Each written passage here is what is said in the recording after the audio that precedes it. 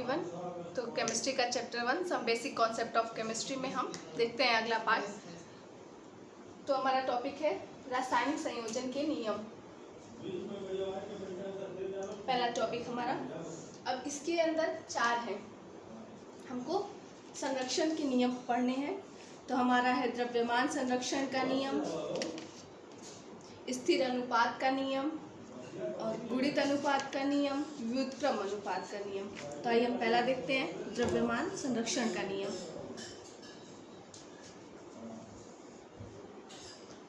द्रव्यमान संरक्षण का नियम क्या है, आइए समझते हैं। भौतिक तथा रासायनिक परिवर्तन के फलस्वरूप प्राप्त उत्पादों का कुल द्रव्यमान सदैव अभिकारी पदार्थों के द्रव्यमान के बराबर होता है। इसको हम सिंपल तथा अपने लैंग्वेज में कहेंगे तो होगा कि परिवर्तन के फलस्वरूप द्रव्य न तो उत्पन्न होता है न ही नष्ट होता है, यह एक रूप से दूसरे रूप में परिवर्तित होता है। द्रव्य न ही कभी उत्पन्न होता है और ना ही नष्ट होता है, ये हमेशा एक रूप से दूसरे रूप में चेंज होता रहता है। ठीक है, अब इसको हम एग्जाम्पल के तौर पे देखते हैं। तो इसको अच्छे से प्रूफ करने के लिए हमें एक्सपेरिमेंट करना पड़ेगा। तो आइए हम एक्सपेरिमेंट से समझते हैं इसको। सपोज दैट एक बीकर है, बीकर में Na2SO4 है जो कि एक विलायक है, और हम टेस्ट ट्यूब में कैल्शियम क्लोराइड लेते हैं विलयन। ठीक है, फिर जब हम इसको रिएक्ट करते हैं तो कैल्शियम क्लोराइड को हम बीकर में डालते हैं, तो हमारा नया कंपाउंड प्राप्त होता है NaCl और CSO4। यहाँ देखिए मैंने डाउन एरो बनाया है। डाउन एरो का अर्थ होता है PPT। अगर यही एरो ऐसे हो तो इसका मतलब होता है गैस। तो ये हमारा PPT फॉर्म में प्राप्त हो रहा है, इसीलिए मैंने डाउन एरो बनाया है। ठीक है, इसको हम अब रिएक्शन के फॉर्म में देखते हैं। इसको हम रिएक्शन के फॉर्म में देखते हैं। तो हमारा रिएक्शन है CaCl2 प्लस Na2SO4। जब हम इसको रिएक्ट करते हैं तो हमें प्राप्त होता है CaSO4 प्लस NaCl।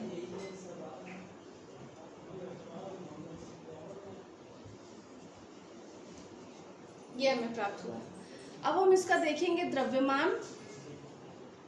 यहाँ क्या लिखा है, भौतिक तथा रासायनिक परिवर्तन। तो ये हमारा रासायनिक परिवर्तन है, केमिकल रिएक्शन।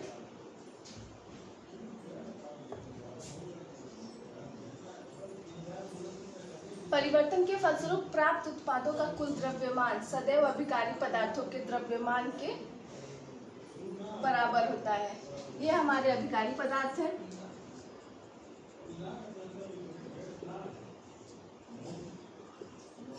और ये हमारे उत्पाद हैं। तो अगर हम उसका दोनों का अगर द्रव्यमान चेक करें, अगर दोनों का हम द्रव्यमान चेक करें तो 300.23 ग्राम इसका भी होगा, 300.23 ग्राम इसका भी होगा। और दोनों अभिकारी पदार्थ और उत्पाद दोनों के द्रव्यमान हमारे सेम हैं। ठीक है, एक और एग्जांपल से हम इसको समझते हैं। CaCO3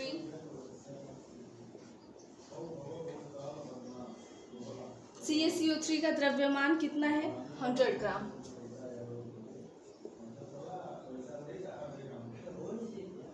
जब हम इसको हीट करते हैं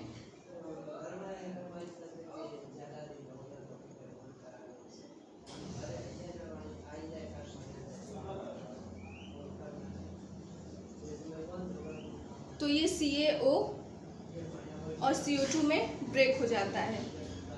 इसका द्रव्यमान है हमारा 56 ग्राम और इसका द्रव्यमान है हमारा 44 ग्राम। ओवरऑल हुआ 100 ग्राम। अब देखिए यहाँ CaCO3 हमारा अभिकारी पदार्थ है और इसका द्रव्यमान 100 ग्राम, और CaO प्लस CO2 ये हमारे उत्पाद बने हैं रिएक्शन कराने के बाद। तो इन दोनों का द्रव्यमान को हम आपस में जोड़ेंगे तो 100 ग्राम होगा। तो दोनों के द्रव्यमान बराबर है। और जैसा कि हमारे डिफिनेशन में कहा गया है कि प्राप्त उत्पादों का कुल द्रव्यमान सदैव अभिकारी पदार्थों के द्रव्यमान के बराबर होता है। तो आइए अब हम अगला देखते हैं 2।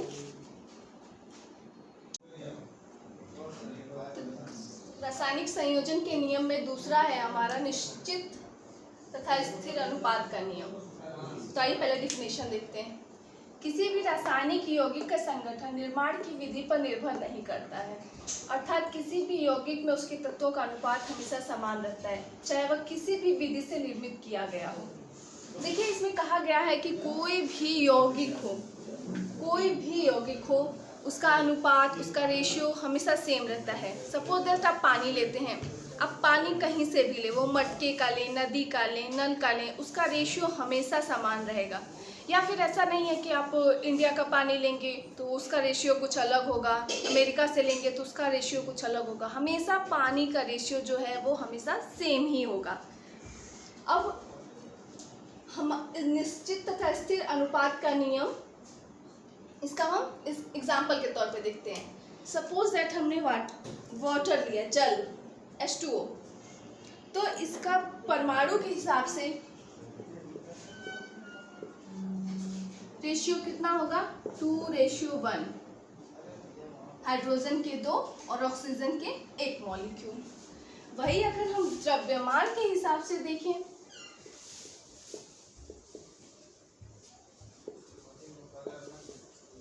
हाइड्रोजन और ऑक्सीजन का रेशियो, तो यहाँ हाइड्रोजन 2 है और ऑक्सीजन 1 है, तो द्रव्यमान के हिसाब से इसका हुआ 16। अब हम इसको इजीएस्ट फॉर्म में अगर लिखेंगे तो ये हमारा हो जाएगा 1:8। तो हमारा H2O जो है, जल जो है, वो हमेशा 1:8 के फॉर्म में ही हमें प्राप्त होगा। चाहे वो कहीं से भी बने, कुछ भी हो, इसका हमेशा रेशियो 1:8 ही होगा। एक और देखते हैं, H2O2 hydrogen peroxide,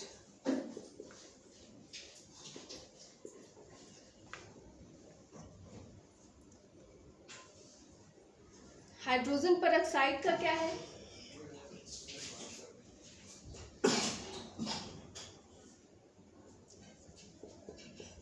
to 2:2, 1:1। Easiest form में अगर लिखते हैं तो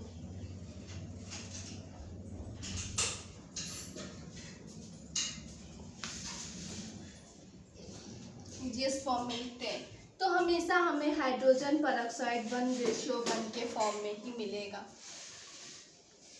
वैसे ही अगर अमोनिया लें,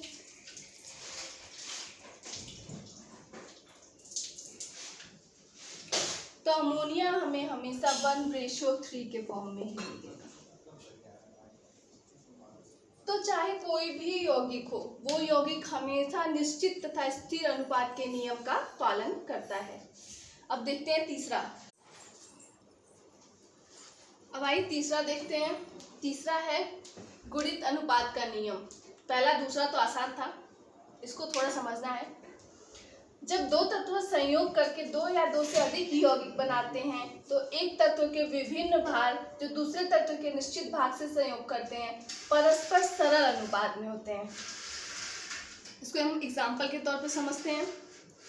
जब दो तत्व, सपोज दैट ए बी, हमने 2 तत्व लिया और ये हमारे दोनों तत्व हैं हाइड्रोजन और ऑक्सीजन, संयोग करके 2 या 2 से अधिक यौगिक बनाते हैं। तो इन दोनों से हम कोई कंपाउंड बना देते हैं। एक हमने बनाया H2O और दूसरा हमने बनाया H2O2।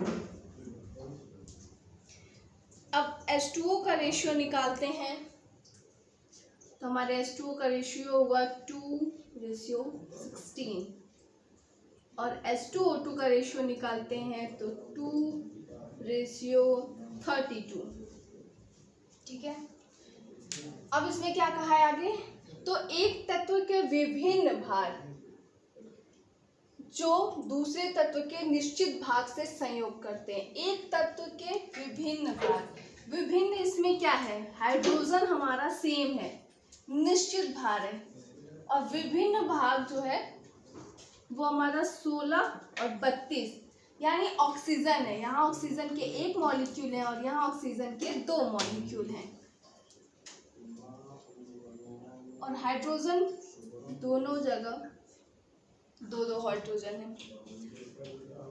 तो अब हम इनको कंपेयर करेंगे, 16:32,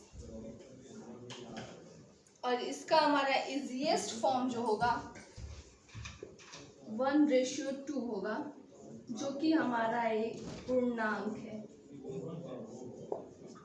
जैसा कि यहाँ कहा है, एक तत्व विभिन्न भार जो दूसरे तत्व के निश्चित भाग से सहयोग करते हैं। ये दोनों तत्वों के विभिन्न भार हैं, परस्पर सरल अनुपात में होते हैं, तो ये इसका इजीएस्ट रेशियो है। ठीक है, 1:2 जो कि एक पूर्णांक है। तो ये था हमारा एक एग्जाम्पल। हम एक और एग्जाम्पल से देखते हैं। हमने 2 तत्व लिया ए बी, एक कार्बन लेते हैं, एक ऑक्सीजन लेते हैं। अब इन दोनों से कंपाउंड बनाते हैं। एक बनाते हैं CO कार्बन मोनोऑक्साइड, और दूसरा बनाते हैं CO2 कार्बन डाइऑक्साइड। अब इन दोनों का रेशियो देखते हैं, 12:16, 12:32। ठीक है, कार्बन के 12, ऑक्सीजन के 16। यहाँ पे भी कार्बन सिंगल है तो 12, और ऑक्सीजन के 2 मॉलिक्यूल हैं तो 32।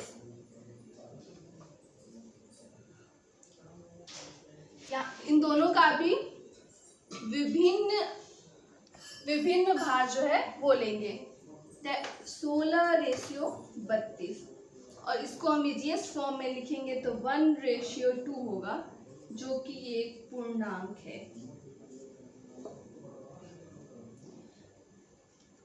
तो ये दोनों ही एग्जाम्पल हमारे गुणित अनुपात के नियम का पालन करते हैं। दोनों का ही देखेंगे आप, सरल अनुपात जो है 1:2, और इसका भी 1:2 आया है, और दोनों एक पूर्णांक है। अब देखते हैं चौथा। देखिए, चौथा है हमारा व्युत्क्रम अनुपात का नियम। ध्यान से देखिएगा इसको। 2 तत्व अलग अलग किसी तीसरे तत्व के निश्चित द्रव्यमान से संयोग करते हैं तो उनके द्रव्यमान में वही अनुपात अथवा एक पूर्णांक गुणक अनुपात होता है जिसमें वह स्वयं एक दूसरे से संयुक्त होते हैं। तो इसको हम एग्जाम्पल से देखते हैं।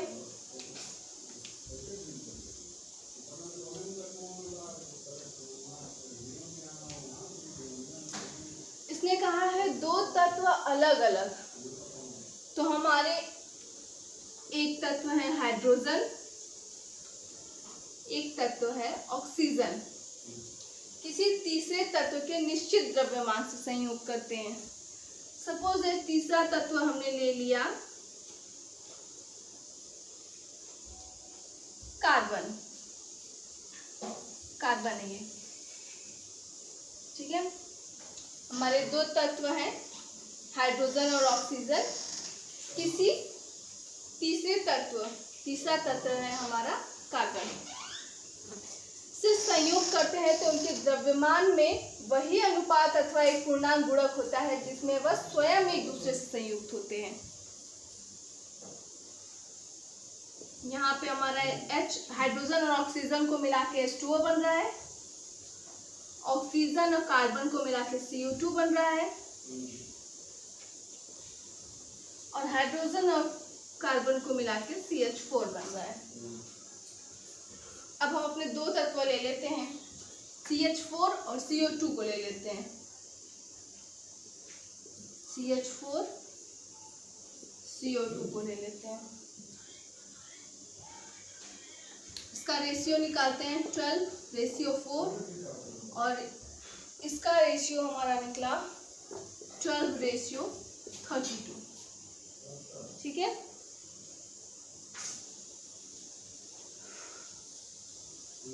बोथ आर सेम, कार्बन में सिंगल है एटम। अब जो डिफरेंट पार्ट है उनको हम लेंगे, हाइड्रोजन और ऑक्सीजन का रेशियो निकालते हैं। हाइड्रोजन 4 है हमारे और ऑक्सीजन 32 है। इसका इजीएस्ट फॉर्म लिखते हैं तो 1:8 आता है, जो कि एक पूर्णांक है। ठीक,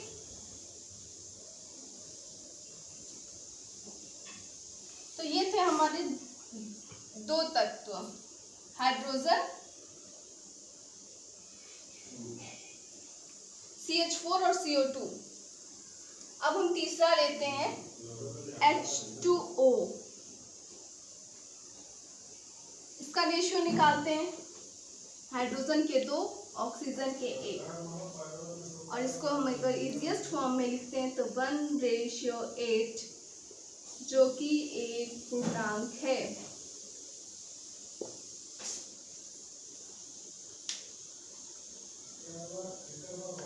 अब आइए डिफिनेशन पे आते हैं। जब दो तत्व अलग अलग किसी तीसरे तत्व के निश्चित द्रव्यमान से संयोग करते हैं तो उनके द्रव्यमान में वही अनुपात अथवा उनका एक पूर्णांक गुणक अनुपात होता है। ये दोनों अनुपात 1:8 सेम है और ये दोनों ही पूर्णांक हैं। पूर्णांक और द्रव्यमान का अनुपात एक गुणक अनुपात होता है जिसमें वह स्वयं एक दूसरे से संयुक्त होते हैं। तो ये और ये एक दूसरे से संयुक्त हैं, दोनों रेशियो। ठीक है, आपको समझ में आ गया होगा। तो अब हम फिर कल आएंगे एक नए टॉपिक के साथ। ये हमारा आज का रासायनिक संयोग के नियम 4 टॉपिक थे और ये हमारे चारों कंप्लीट हो गए। Thank you so much.